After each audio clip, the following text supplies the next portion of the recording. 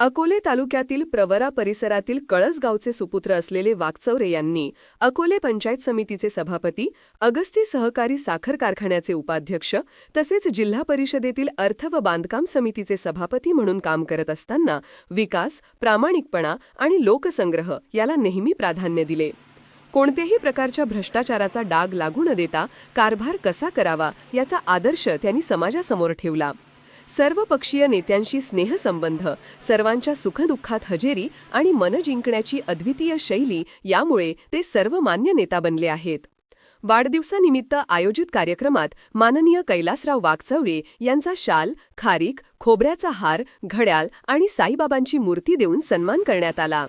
याप्रसंगी महाराष्ट्र राज्य पत्रकार संघाचे राज्य सरचिटणीस व दैनिक समर्थ गावकरीचे संपादक डॉक्टर विश्वासराव आरोठे, प्रगतशील शेतकरी व ज्येष्ठ नेते शिवाजीराव हासे तसेच दैनिक समर्थ गावकरी समूहाचे महाव्यवस्थापक संजय फुलसुंदर उपस्थित होते.